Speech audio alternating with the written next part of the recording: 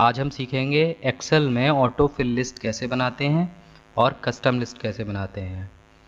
Excel में कई सारे काम अपने आप हो जाते हैं, इजी टू यूज़ होती है, इसलिए इसमें काम करने में मज़ा आता है।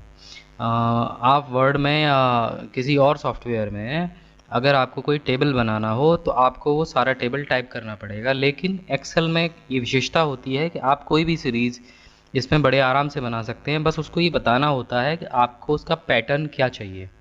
जैसे अभी मुझे मानिए 2 की टेबल टाइप करनी हो, तो अगर आप करेंगे तो उसको एक एक करके टाइप करेंगे, लेकिन एक्सेल में सिर्फ उसको पैटर्न बता दीजिए कि यहाँ पे मैंने 2 लिखा, इसके बाद 4 लिखा, तो और इन दोनों को सेलेक्ट कर लिया।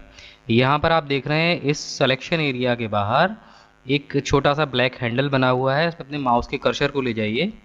ये कर्सर जब आप इस पर नहीं ले जाएंगे तब तक ये आपको प्लस का बड़ा निशान दिखाई देगा, लेकिन जब आप इस हैंडल पे ले जाएंगे तो एक छोटा सा प्लस बन जाएगा। बस इसको यहाँ से माउस से पकड़ लीजिए और ड्रैग कीजिए। ये जो आपकी सीरीज़ है ये ऑटो फिल होने लग जाएगी, और आप इसको जहाँ तक भी ड्रैग करेंगे ये लिस्ट आपकी अपने आप कंप्लीट होती चली जाएगी। चाहें तो आप इसको ऊपर से नीचे ड्रैग कर सकते हैं, अन्यथा इसको दाएं से बाएं भी ड्रैग कर सकते हैं। दाएं से बाएं ड्रैग करने के लिए भी इसको आपको सीरीज़ बताना होगा कि मैं एक सीरीज़ बनाना चाहता हूं जिसमें जो आगे नंबर आते जाएं उसमें 2 प्लस होता जाए। ये देखिए यहाँ मैंने इसको बताया कि यहाँ मुझे आगे के नंबरों में 2 प्लस ऐड करते चलना है, तो ये अपने आप उसमें 2 ऐड करते चलेगा। आप कहीं तक भी इसको खींच दीजिए। ऐसे ही मुझे यहाँ करना है, मैंने इसको बताया कि मैं आगे के नंबरों में 4 ऐड करना चाहता हूँ, तो मैंने इसको अगला स्टेप बता दिया कि ये मेरा पहला स्टेप है, ये मेरा दूसरा स्टेप है। मैं इसमें 4 अंक को ऐड करता है मुझे, तो ये देखिए उसमें 4 को ऐड करता जाएगा। आप उसको कहीं तक भी खींच दीजिए।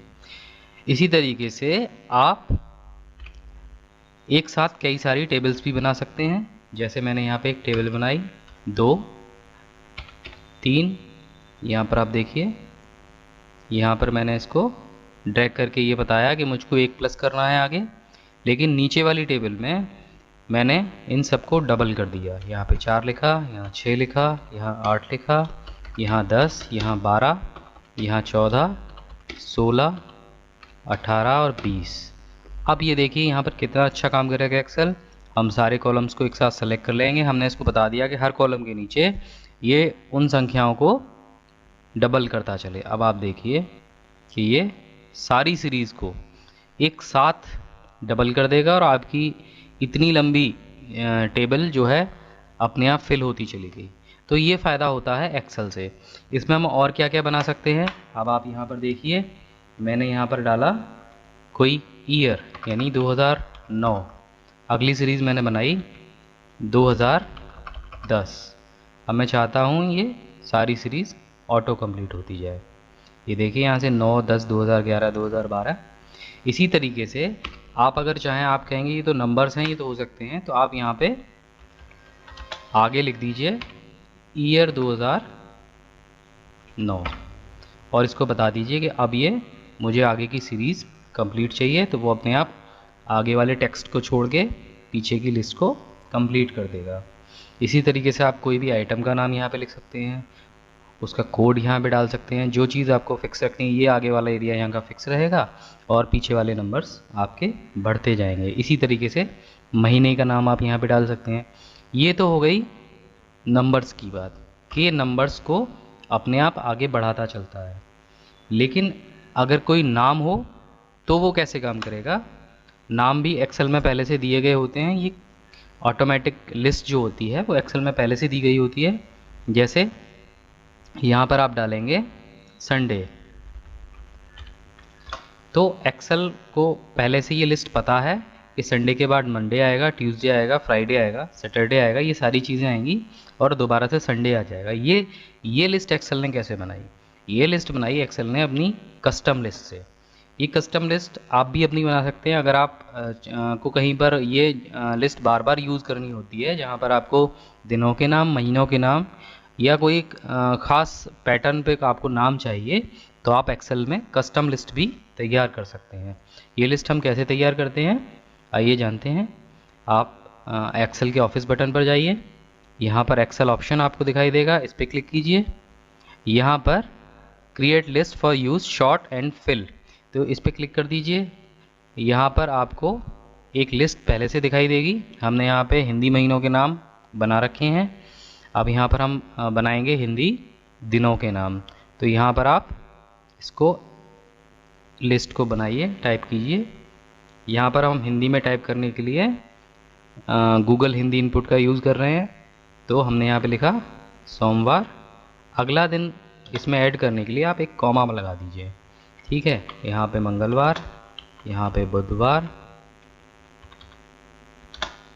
यहाँ पे गुरुवार, यहाँ पे शुक्रवार, फिर शनिवार। इसको ऐड करा दीजिए। ये आपके सारे दिन आ गए। यहाँ पर हमने यहाँ पर रविवार और छोड़ दिया, इसको रविवार ऐड करा दीजिए और ओके कर दीजिए। एक बार और ओके कर दीजिए।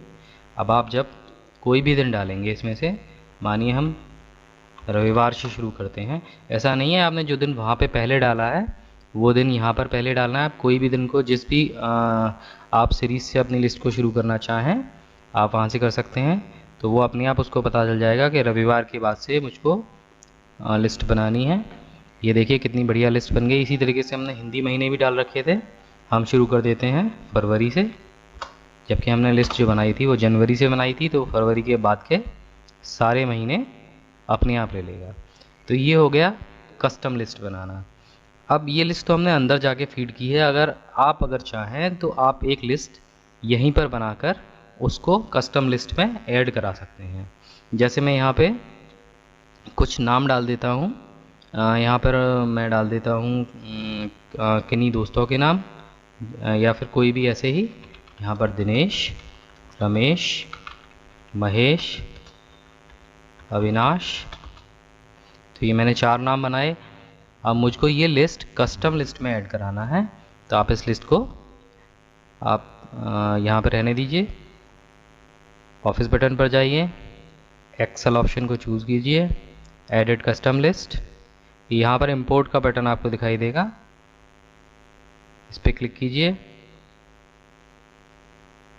सॉरी, यहाँ पर ये जो आपको बटन दिखाई दे रहा है इस पर क्लिक कीजिए। अपनी लिस्ट को सेलेक्ट कीजिए और दोबारा एक छोटा सा एरो, जो डाउन एरो है, यहाँ पे क्लिक कर दीजिए। इस लिस्ट को इंपोर्ट करा दीजिए। ये देखिए सारी लिस्ट यहाँ पर आ गई। इसको ओके करिए, एक बार और ओके करिए। अब इन लेटर्स को हटा दीजिए। अब कोई भी नाम उसमें से याद रखिए, हमने कौन सा नाम उसमें डाला था। हमने डाला था दिनेश। अगर वो लिस्ट ऐड हो गई होगी तो ये देखिए वो लिस्ट बना देगा। ये देखिए वो सारे नाम सीरीज़ से अपने आप आने लगे। यहाँ पर एक ट्रिक और भी है कि अगर आप चाहते हैं कि आप एक एक इसमें से सीरीज़ को एक ब्रेक करके चलें तो फिर उसको स्टेप बता दीजिए। जैसे कि मैं महीनों का स्टेप आपको बना के दिखाता हूँ। फरवरी के बाद मार्च आता है, लेकिन मैं चाहता हूँ कि ये एक महीना छोड़ के लिस्ट को बनाए, तो इसको बता दीजिए फरवरी, और फरवरी के बाद मुझे चाहिए अप्रैल।